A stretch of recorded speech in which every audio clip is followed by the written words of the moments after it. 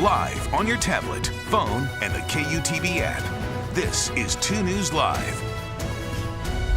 Great to have you with us here on 2 News Live. I'm Brian Schnee. Wednesday, July 3rd, going in depth tonight on how search and rescue crews are, of course, preparing for a busy holiday weekend and also concerns from fire crews ahead of Independence Day here. And as we go in depth tonight, you could always get in touch with us during the show. You could use the hashtag 2 News Live to join in on the conversation, or you could just comment live on YouTube, Facebook Live right now, and you could always send a DM on any of the social platforms.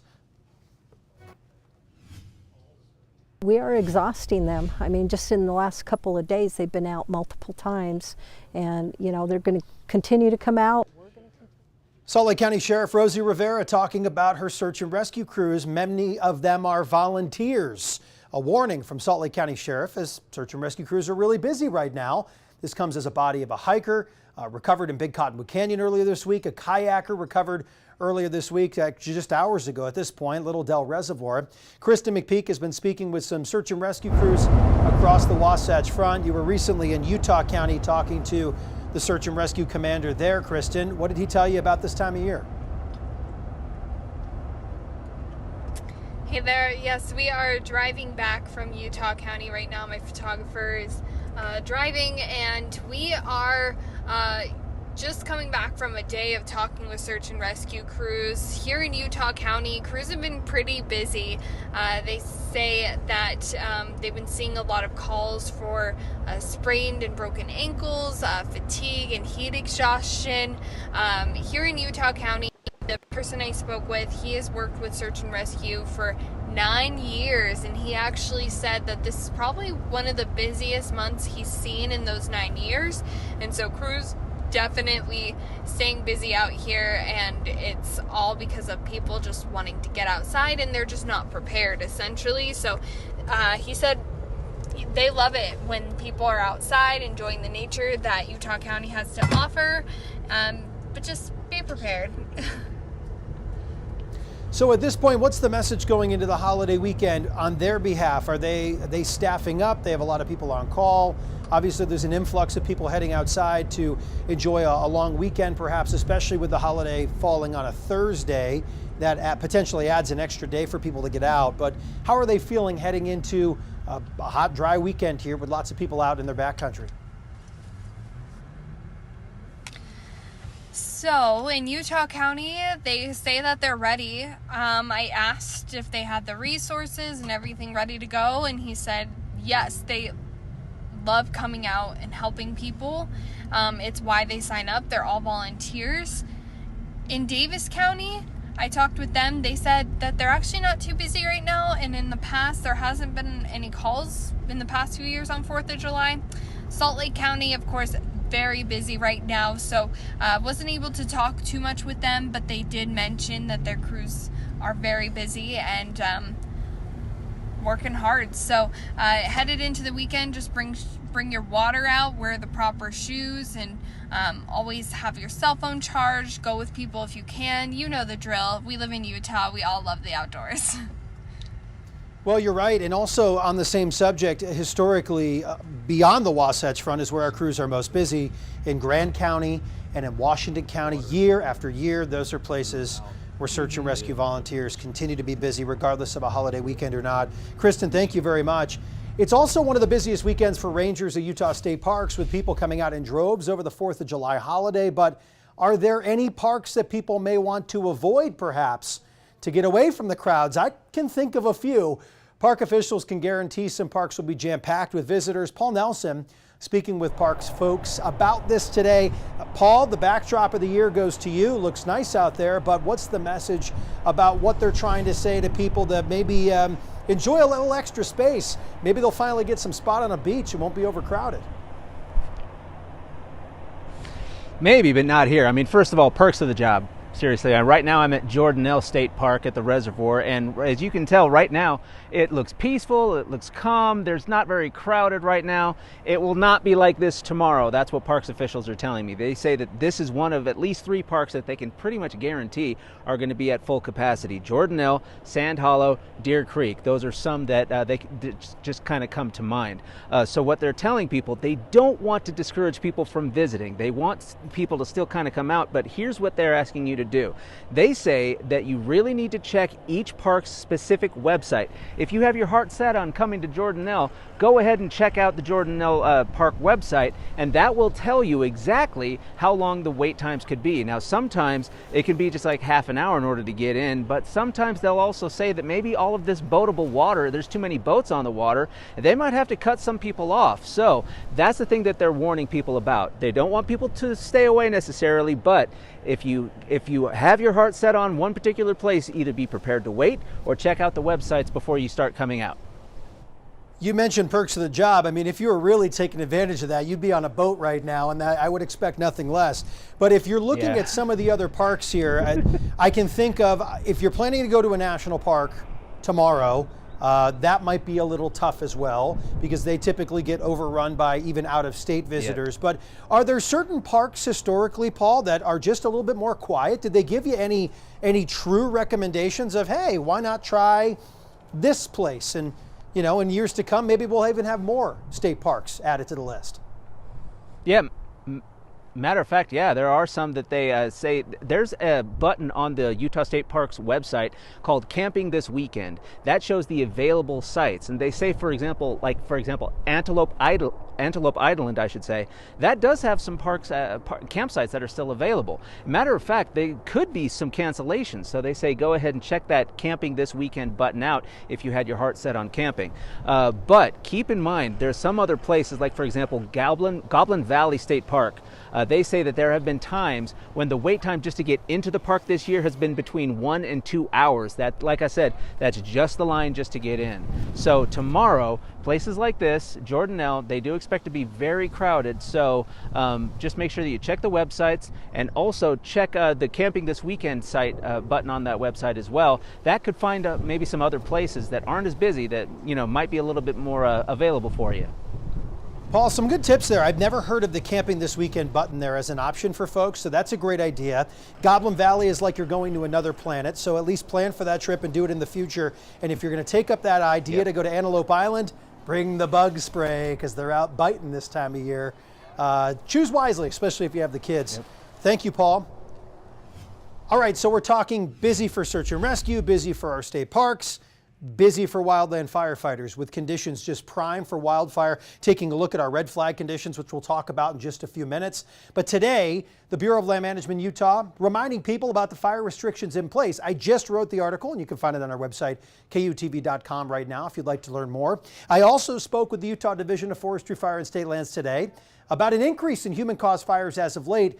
Both specific types of these increases leading to that are quite preventable. What are you seeing as of late in terms of wildfire starts, perhaps preventable wildfire starts across the state of Utah? So we've seen 2 behaviors or 2 activities that really have been on the rise over the last month, and that has been roadside starts and starts related to ag and debris burning. I know you had some numbers in there too, and those numbers can be a little bit startling given since Memorial Day is where some of your data is, and then the beginning of the year. Why do you feel like those 2 have been the focal point of some of your human-caused starts, or perhaps even preventable starts at this point of the year? So with roadside starts, we've seen a lot more fuel growth, especially at the lower elevations in the fine grasses and shrubs, which tend to also be along roadsides. And so we want to encourage Utahns when they get out and travel this weekend to take a few simple steps. Just take a minute, make sure your tires are inflated properly, your vehicle's been maintained. If you're going to tow something, make sure those tires are also good, and make sure those trailer chains are tightened and up off the road. We want to limit the amount of sparking that could occur while we travel, or the potential for an emergency that would cause you to have to pull over to the side of the road.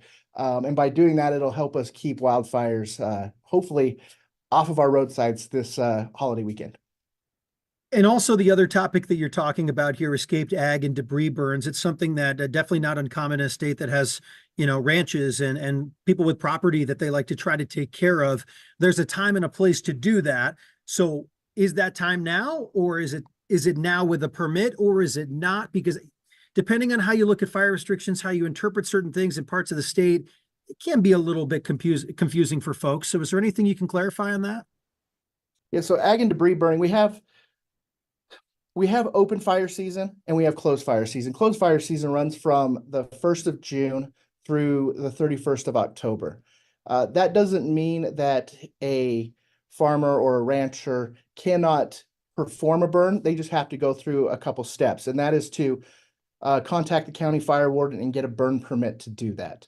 And so with that comes some steps on how to conduct a burn, and they need to be able to comply with that permit as well. And then, as always, a case in point, when we talk about fire, whether it's a campfire or ag and debris burn, don't do it on a red flag warning day. And that's a day with high winds. And that wind can really take a small fire and push it to one that is large and harder to contain.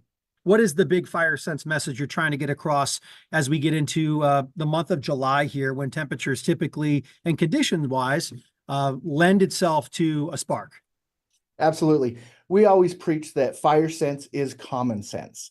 These are little behaviors that we know we should be doing. And so let's take a minute and stop and make that conscious decision to do them.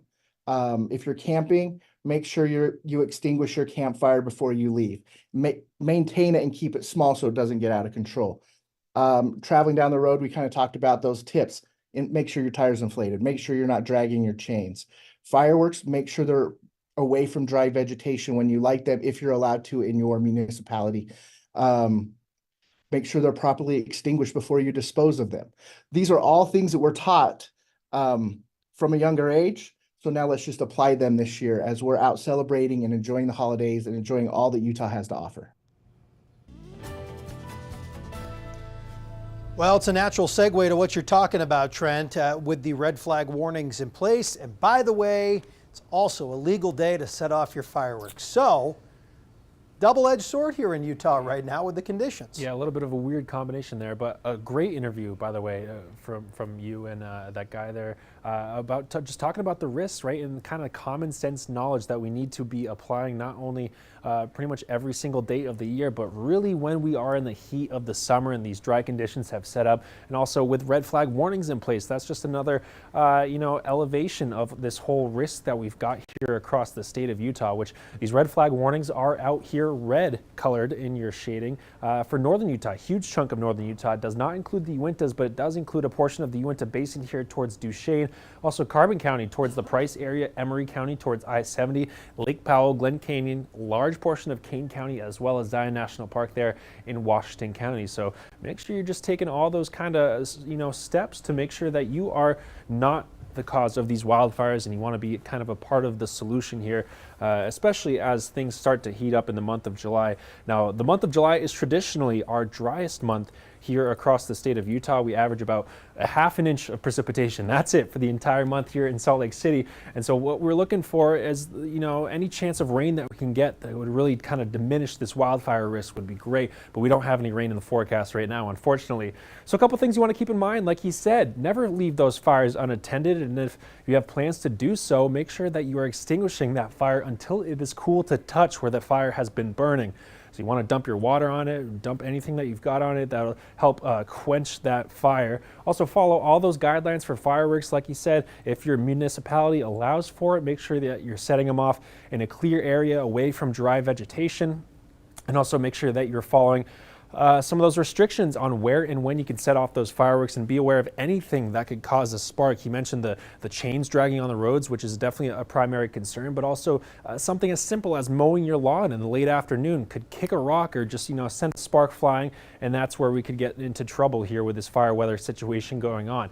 And this is why we've got a strong northwesterly breeze. That jet stream is actually pretty active right on top of us right now. You can see all that stormy weather off to our north, lots of cooler air coming in behind that northwest wind, but we've also got this ridge of high pressure just off to our west.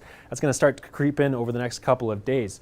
Tomorrow, if you're spending your 4th of July at the national parks, good luck to you. It's going to be a busy one. 96 out there towards Moab, 86 at Capitol Reef, so a little bit cooler up there towards elevation, including Bryce Canyon, where those overnight lows are in the 50s. Pleasant weather up there at Bryce Canyon. 106 towards Zion National Park, and you do have that red flag warning in place through tonight, but they might even extend it to tomorrow as well. I wouldn't rule that out. Flash flood potential pretty much non-existent across many of our national parks and recreational areas. So if you want to get out there and do some of those highly desired slot canyons, dry washes, or creeks as a hike, you might as well go ahead and do that, because we've got dry weather in the forecast. And what it looks like here across Wasatch Front, 86 for tomorrow. One of the best 4th of Julys that I can remember here in Salt Lake City as far as temperatures go. Really comfortable all through the day. 92 on Friday. We start to heat things up as we head towards the weekend.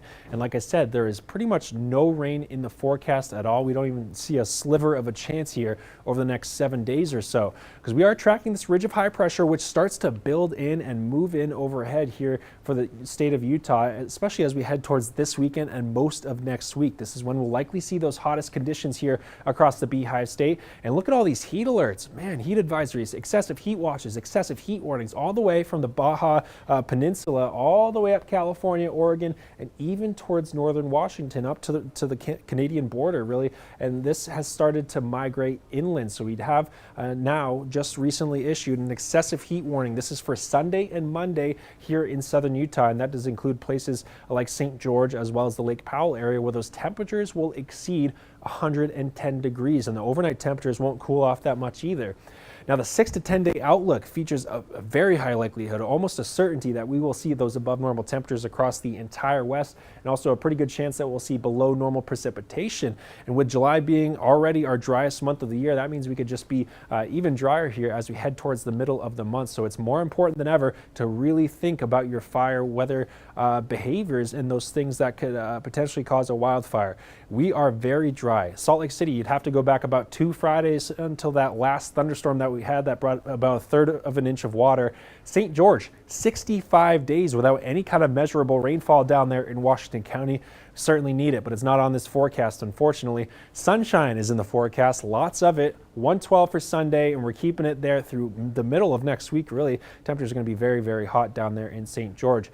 Here in Salt Lake City, clear skies for us as well. A little bit cooler, 86 for tomorrow, mid-90s for Saturday and Sunday, and then we're up into the upper 90s as we head towards Monday, Tuesday, and Wednesday, likely getting close to that triple-digit mark as well. Trent, like the Independence Day weather outlook for tomorrow, just a reminder to folks, bright and early in the morning, just before 9, we will get our first glimpse of the flyover here, statewide flyover, starting with Mill Creek and Murray and then wrapping all over the place. So for those of you that want to beat the heat and have something to do, you just look up most of the parts of the state. Early in the morning, that's all you got to do. Thank you, Trent. Remember to download our 2 News weather app to know about the changes in your neighborhood. You can get updated forecasts and live radar right on your phone. The app is free to download. Thanks for being with us here on 2 News Live. I must tell you, I won't be here with you tomorrow or Friday. I will be working, though. I'm just waking up at 2:30 to do the morning show. So I'll see you then for a span of a couple hours on TV. Meanwhile, we'll leave you with some beauty in downtown Salt Lake City for the rest of your Wednesday. Have a great night. Back again with another edition tomorrow.